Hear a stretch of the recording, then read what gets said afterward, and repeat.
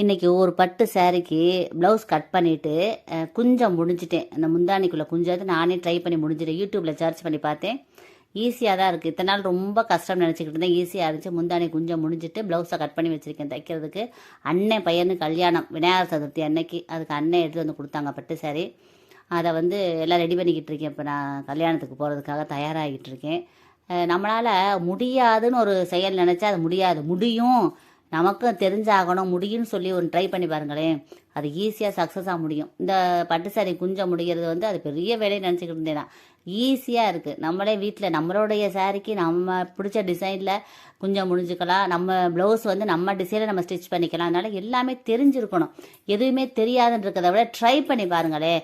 யூடியூப்பில் எத்தனையோ சேனல்ஸ் இருக்குது. ஸ்டிச்சிங் பண்ணுறதுக்கு, ப்ளவுஸ் ஸ்டிச்சிங் பண்ணுறதுக்கெலாம் சொல்லித்தராங்க. வீட்டிலேருந்து நீங்கள் கற்றுக்கலாம். அதனால் டயத்தை கொஞ்சம் வேஸ்ட் பண்ணாமல் இது மாதிரி சின்ன சின்ன விஷயத்தை கான்சன்ட்ரேட் பண்ணி போனீங்கன்னு வச்சுக்கோங்களேன், உங்களுக்கே ஒரு சந்தோஷமாக இருக்கும். நம்ம ப்ளவுஸை நாமளே ஸ்டிச் பண்ணி போட்டோமேங்கிற சந்தோஷம் கிடைக்கும். நம்ம சரியே நம்ம டிசைனுக்கு நம்ம பண்ணிக்கிட்டோமேன்னு சொல்லி ஒரு சந்தோஷ மனநிறைவோடு நம்ம இருக்கலாம். அதனால் எல்லாம் தெரிஞ்சிருக்கணும். தெரியாதுன்னு சொல்கிறத விட எனக்கு எல்லாம் தெரியும்னு சொல்கிறது தான் இப்போ ரொம்ப கெத்து எல்லாத்துலேயுமே. இந்த பதிவை எல்லாருக்கும் ஷேர் பண்ண, கமெண்ட் பண்ணுங்கள். எல்லாருமே நல்லா இருக்கணும் ஃப்ரெண்ட்ஸ். Thank you friends. வாழ்க வளமுடன். தேங்க்யூ.